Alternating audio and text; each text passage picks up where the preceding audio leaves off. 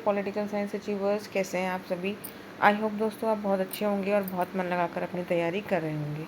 तो दोस्तों हम लोग LT UP LT GDC GIC के लिए जो जनरल पेपर होने वाला है, यानी कि GS का और GK का पेपर होने वाला है, उसकी अचीवर सीरीज़ कर रहे हैं दोस्तों। और आज इस सीरीज़ में हम अपना 4th वीडियो करने जा रहे हैं, जिसमें आज हम जैन धर्म से जुड़े वन लाइनर पढ़ेंगे। तो चलिए शुरू करते हैं वीडियो। जैन धर्म के संस्थापक कौन है दोस्तों? तो जैन धर्म के संस्थापक हैं ऋषभदेव। कौन है? ऋषभदेव। ठीक है, चलिए आगे बढ़ते हैं। जैन धर्म के प्रथम तीर्थंकर, जैन धर्म के प्रथम तीर्थंकर कौन थे? ये भी कौन थे? ऋषभदेव थे। चलिए अगला देखते हैं। जैन तीर्थंकर 23वें पार्श्वनाथ मुख्यतः कहाँ से संबंधित थे? तो ये वाराणसी से संबंधित थे। महावीर स्वामी का जन्म कहाँ हुआ था? कुंडग्राम में हुआ था। महावीर जैन की मृत्यु कहाँ पर हुई थी? तो ये हुई थी पावापुर में। तीर्थंकर शब्द का क्या अर्थ होता है और ये किससे संबंधित है? तो इसका ये जैन धर्म से संबंधित है। जैन तीर्थंकरों के क्रम में कितने अंतिम कौन थे? महावीर। और कितने तीर्थंकर थे दोस्तों? तो ये थे 24। और महावीर स्वामी जो थे अंतिम तीर्थंकर थे, इनके बाद कोई और तीर्थंकर नहीं हुए। चलिए अगले देखते हैं। किस नदी तट पर महावीर स्वामी को ज्ञान की प्राप्ति हुई थी दोस्तों? तो ये थी ऋजुपालिका नदी को। इसी तरीके से गौतम बुद्ध को कहाँ पे ज्ञान की प्राप्ति हुई थी? किस नदी के तट पर? तो वो कौन सी नदी थी? निरंजना नदी, निरंजना नदी। और महावीर स्वामी को ऋजुपालिका नदी के तट पर। अगला देखते हैं। चंद्रप्रभु नाथ मुनि नेमी संभव में से वह जो जैन तीर्थंकर नहीं थे?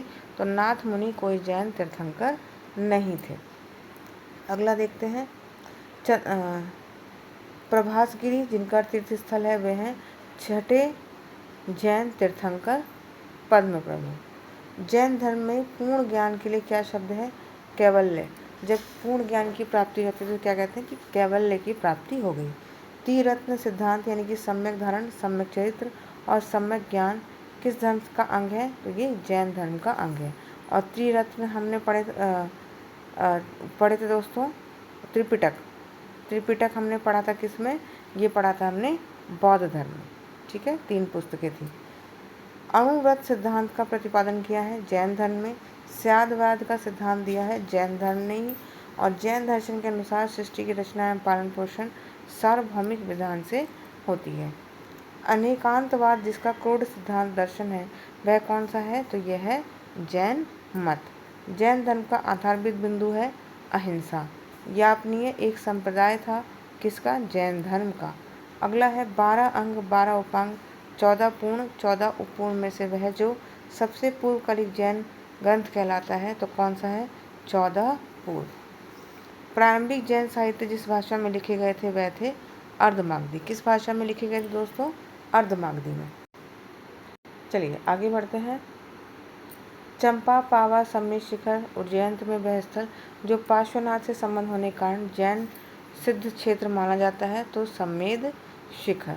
थेरीन गाथा, आचरंगा सूत्र, सूत्रकृतांग, भृतेश्वर सूत्र में से वह जो आरंभिक जैन साहित्य का भाग नहीं है तो कौन सा है? थेरी गाथा। अगला है जैन साहित्य में प्रथम विभाजन के समय श्वेतांबर संप्रदाय के संस्थापक कौन थे? तो वो थे स्थूल भद्र। महावीर का प्रथम अनुयायी कौन था? जमाली। और ये जमाली कौन था? उनका दामाद था। वह जैन सभा जिसमें अंतिम रूप से श्वेतांबर आगम का संपादन हुआ था पाटलिपुत्र में। गौतम बुद्ध की माता किस राजवंश की राजकुमारी थी? तो कोलीय वंश की राजकुमारी थी। किसकी थी? कोलीय वंश की। पार्श्वनाथ का जन्म कहाँ हुआ था? तो ये 23वें तीर्थंकर थे पार्श्वनाथ। इनका जन्म कहाँ हुआ था? बनारस में हुआ था। आगे बढ़ते हैं। प्राचीन जैन धर्म के संबंध में हुई घटनाएं क्या क्या हैं? तो भद्रबाहु के नेतृत्व में दक्षिण भारत में जैन धर्म जो पहुंचा उसको दिगंबर कहा गया। दिगंबर का प्रचार हुआ। और पाटलिपुत्र में हुई परिषद के पश्चात जो जैन धर्म के लोग स्थलबाहु के नेतृत्व में रहे उन्हें श्वेतांबर कहा गया। प्रथम शतक ईसा पूर्व में जैन धर्म को कलिंग के राजा खारवेल का समर्थन मिला था। ये इम्पोर्टेंट है। किसको? कलिंग राजा खारवेल का समर्थन मिला था। आगे बढ़ते हैं, देखते हैं। जैन धर्म के अनुरूप कर्म को विनिष्ट करने का सुनिश्चित मार्ग तपश्चर्या है। प्रत्येक वस्तु में, चाहे वे सूक्ष्मतम कण हो, आत्मा होती है। कई आत्मा का विनाशक होता है, कर्म आत्मा का विनाशक होता है और अवश्य इसका अंत करना चाहिए। समाधि मरण संलेखना किससे संबंधित है? जैन धर्म से। इसमें संलेखना विधि क्या होती है? इसमें व्यक्ति क्या करता है कि भोजन, अन्न, खाना पीना सब कुछ छोड़ देता है और एक इस तरीके से धीरे धीरे भोजन और पानी छोड़े छोड़े उसकी क्या होती है? मृत्यु हो जाती है। इसे ही संलेखना विधि कहते हैं। आजीवक संप्रदाय के संस्थापक कौन थे? तो मखली गोसाल। ये इम्पोर्टेंट है, संप्रदायों के संस्थापक अक्सर पूछे जाते हैं। वह संप्रदाय जो नीति में अटलता में विश्वास करता है, आजीवक संप्रदाय। बराबर की गुफाओं का उपयोग आश्रय गृह के रूप में किसने किया है? तो ये किया है आजीवकों ने। आगे देखते हैं। उत्तर प्रदेश के बौद्ध एवं जैनियों दोनों की प्रसिद्ध तीर्थ स्थली है कौशाम्बी। ये जैनियों के लिए भी और बौद्ध दोनों के लिए ही प्रसिद्ध तीर्थ स्थली है। भारत का सबसे बड़ा बौद्ध मठ कहाँ पे है? तो ये अरुणाचल प्रदेश में। इम्पोर्टेंट है, सबसे बड़ा बौद्ध मठ कहाँ पे है? अरुणाचल प्रदेश में। खजुराहो के मंदिर बनवाए गए हैं कहाँ? किसने बनवाए हैं? तो ये बनवाए हैं चंदेल राजाओं ने। होयसलेश्वर मंदिर समर्पित है, किसको समर्पित है? तो ये शिव को समर्पित है। होयसलेश्वर मंदिर समर्पित है शिव को। अगला देखते हैं। श्रवण बेलगोला में गोमतेश्वर बाहुबली की विशाल प्रतिमा 57 फुट ऊंची स्थापित कराई है चामुंडा राय ने। महान धार्मिक घटना महामस्तकाभिषेक संबंधित है किससे? बाहुबली से। बाहुबली को पुत्र माना जाता है प्रथम तीर्थंकर ऋषभदेव का। आगे बढ़ते हैं दोस्तों, शैव और भागवत धर्म को देख लेते हैं। प्राचीन भारत के विश्वोत्पत्ति विषयक धारणाओं के अनुसार 4 युगों के चक्र का क्रम किस प्रकार बताया गया है? तो सतयुग, त्रेता, द्वापर और कली यानी कि कलयुग। आजीवक, मतमयूर, मायमत और ईशान शिव गुरुदेव पद्धति में वह जो प्राचीन भारत के शैव संप्रदाय से है तो मतमयूर। आगे देखते हैं। अर्धनारीश्वर मूर्ति में आधा शिव और आधा पार्वती किसका प्रतीक है? देव और उसकी शक्ति का प्रतीक है। नयनार किसे कहा जाता था? शैव के धर्मानुयायी उन्हें नयनार कहा जाता था। पोतगई, तिरुज्ञान, पूड़म और तिरुमंगई में से वह जो अलवार संत नहीं था तो तिरुज्ञान अलवार संत नहीं थे। तिरुज्ञान के अलावा बाकी ये तीनों अलवार संत थे। आगे अगला है, भागवत संप्रदाय के विकास में सर्वाधिक योगदान दिया गुप्त वंश के राजाओं ने। भागवत धर्म के प्रवर्तक कौन थे? तो ये थे श्री कृष्ण। सर्वप्रथम देवकी के पुत्र कृष्ण का वर्णन हमें कहाँ देखने को मिलता है? तो छांदोग्य उपनिषद में देखने को मिलता है। इम्पोर्टेंट है, याद रखिएगा। अगला है, कलिका पुराण संबंधित है शाक्त धर्म से।